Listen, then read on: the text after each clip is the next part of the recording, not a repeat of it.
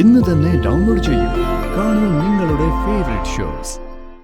ആ ജോൾസിനെ കാണാനുള്ള സമയവും ദിവസവും ഒക്കെ പിള്ള തന്നെ അങ്ങ് വിളിച്ച് ഉറപ്പിച്ചേര്. നമുക്ക് പോകാം. എന്താ ജോൾസിന്റെ പേര്? ശിവാനന്ദൻ ജോത്സ്യൻ. കാണാനുള്ള ദിവസം കുറിച്ചിട്ട് ഞാൻ അറിയിക്കാൻ സത്യം. വെള്ളം മാത്രം പോരാ, എന്തെങ്കിലും കഴിക്കാനും എടുക്ക്. അത്രയ്ക്ക് ക്ഷീണമുണ്ട്. വാ.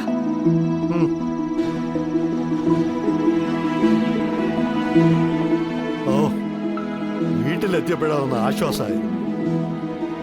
ചില ദിവസങ്ങൾ അങ്ങനെ അച്ഛാ, അലച്ചിലോട് അലച്ചിലായിരിക്കും. എന്തായാലും കുഴപ്പമില്ല, നിങ്ങൾ എത്തിയല്ലോ. ഇത്രയും അലച്ചിലിനിടയിൽ എന്തെങ്കിലും വാങ്ങി കഴിക്കാൻ പാടില്ലായിരുന്നു നിങ്ങൾക്ക്? അതാണോ കാര്യം? കല്യാണത്തിന്റെ ചെലവും കാര്യവും ഓർത്തിട്ട് ഒരു വക കഴിക്കാൻ നോക്കൂ. സ്വർണം നീ പറഞ്ഞതുപോലെ 30 പവൻ ഒരു വിധത്തിൽ ഒപ്പിച്ചെടുത്തിട്ടുണ്ട്. വലിയ ഫാഷനും കാര്യങ്ങളൊന്നും നോക്കാൻ പോയില്ല. അന്നേരം പണിക്കൂലി കൂടും. കഴുത്തിലും കാതിലും ഒക്കെ എന്തെങ്കിലും വേണം, അത്രേ ഞാനും ഉദ്ദേശിച്ചുള്ളൂ. ലോണ് കിട്ടിയിട്ട് കൊടുക്കാമെന്ന് പറഞ്ഞ് ആ പലിശക്കാരൻ കുമാരപിള്ളയുടെ കാല് പിടിച്ചു വാങ്ങിയ കാശായത്.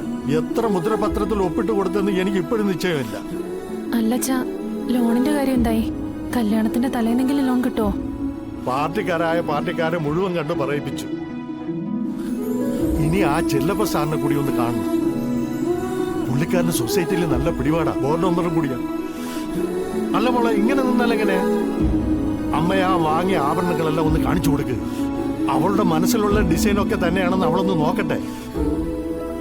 അല്ലെങ്കിലും അച്ഛൻ എന്ത് വാങ്ങിയാലും അമ്മയെ കാണിച്ചില്ലെങ്കിൽ ഒരിനി പറക്കത്തില്ലല്ലോ. അയ്യോ, ആ ബാഗ് എവിടെ?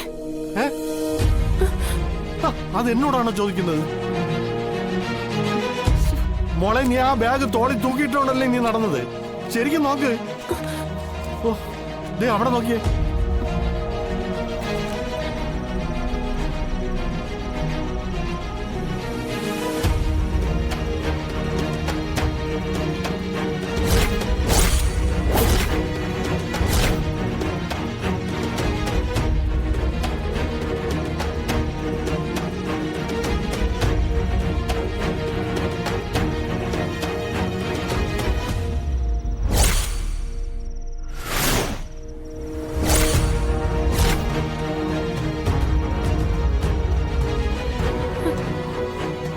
സ്വർണം വെച്ചിരുന്ന ബാഗ് കാണുന്നില്ല ചാ. എന്താ മോളെ നീ പറയുന്നത്? ചതിച്ചോ ഭഗവാനെ. എല്ലാം ഒന്ന് നോക്ക് മോളെ. അയ്യോ, കണ്ടില്ലെങ്കിൽ കയറെടുക്കാൻ മാർഗമുള്ളൂ. ഇതിലൊന്നും കാണുന്നില്ലല്ലോ അച്ഛാ. അച്ഛനും മോളും കൂടി കറങ്ങി നടന്ന് വാങ്ങിച്ച മുതൽ കൊണ്ടുപോയി കളഞ്ഞല്ലോ ഭഗവാനെ. നിങ്ങൾ എവിടെയൊക്കെ പോയിന്നൊന്ന് ഓർത്തു നോക്കിയേ. വേറൊരിടത്തും പോയില്ലമ്മ. ജ്വല്ലറിന്ന് നേരെ ഓട്ടോയിലാ കയറിയത്. ഇനി ആ ഓട്ടോയിൽ എങ്ങനെ വെച്ച് മറന്നിട്ടുണ്ടാവോ? ശരിയാ, ആ ഓട്ടോക്കാരനോട് ചോദിക്കാം. അതിന് നമുക്ക് ഓട്ടോക്കാരനെ അറിയോ? അത് മാത്രമല്ല, നമ്മൾ ഇവിടെ വന്നത് വേറെ ഓട്ടോയിലല്ലേ? ഈ വന്ന ഓട്ടോയിൽ ഏതെങ്കിലും ഓട്ടോയുടെ നമ്പർ നിങ്ങൾക്ക് അറിയോ? ഇല്ല. പിന്നെ ഇത് എങ്ങനെ തിരക്കും? ഇനി ഞാൻ ഇത് എവിടെ പോയി തിരക്കാനാണ് എന്റെ ഈശ്വര?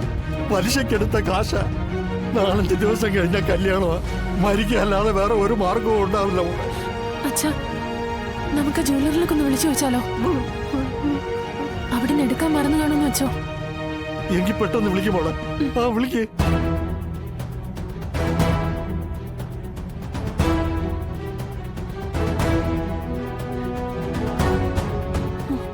എടുക്കുന്നില്ല അച്ഛാ. കട അടച്ചു കാണുമ്പോളെ. ഇത്രയും രാത്രിയായി പോയില്ലേ? നമുക്ക് ഇപ്പൊ തന്നെ പോലീസ് സ്റ്റേഷനിൽ പോയി പരാതി കൊടുക്കാം. അല്ലെങ്കിൽ ഓട്ടോ സ്റ്റാൻഡിൽ പോയി ആ ഓട്ടോക്കാരോട് തിരക്കാം. അതിൽ മറന്നു വെച്ചതാണെങ്കിൽ അവര് തരും. നമുക്ക് അങ്ങനെ ചെയ്യാൻ മോളെ. എന്തായാലും ഈശ്വരൻ നമ്മളെ കൈവിടില്ല. അത്രയ്ക്ക് കഷ്ടപ്പെട്ടുണ്ടാക്കിയ മുതലാത്.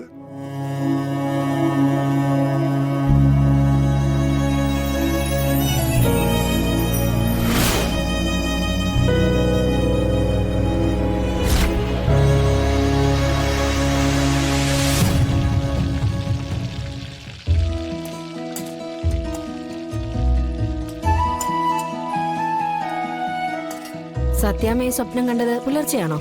പുലർച്ചെയൊന്നുമല്ല. പക്ഷേ സ്വപ്നം കണ്ടതിന് ശേഷം എനിക്ക് വല്ലാത്ത വീർപ്പുമുട്ടലായിരുന്നു.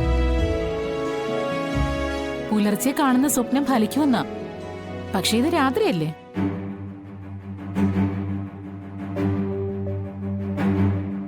എന്തായാലും ഒന്ന് പോയി ആരെങ്കിലും കണ്ടു നോക്കുന്നത് നല്ലതായിരിക്കും. വിശ്വാസം ഉണ്ടെങ്കിൽ പോയാൽ മതി കേട്ടോ.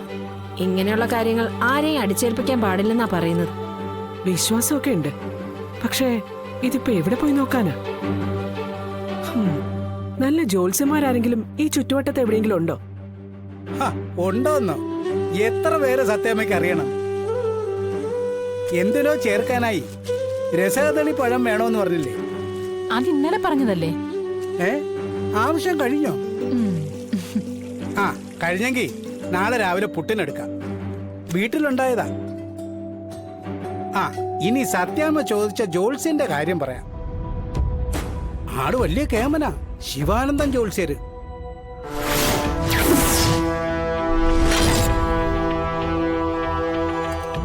കാണാൻ വിളിച്ച് ബുക്ക് ചെയ്യേണ്ടി വരും, അത്രയ്ക്ക് തിരക്കാ. പക്ഷേ സത്യാമ്മയ്ക്ക് കാണണമെങ്കിൽ പറഞ്ഞാൽ മതി, ബുക്ക് ചെയ്യാതെ നേരിട്ട് കാണാനുള്ള വഴി ഞാൻ ഉണ്ടാക്കാം. അതിനുള്ള ആള് നമ്മുടെ കസ്റ്റഡിയിലുണ്ട്. ഞാനും ഈ പറഞ്ഞ പേര് കേട്ടിട്ടുണ്ട്. ആ ഒറ്റപ്പുന്ന ഭാഗത്ത് എവിടെയാണ് ഈ ജോഡിസിനിരിക്കുന്നത് അല്ലേ പിള്ളച്ചേട്ടാ? ആ, ആളത് തന്നെയാ. ആ, മഹാസിദ്ധനാ, പറഞ്ഞാൽ അച്ചട്ട.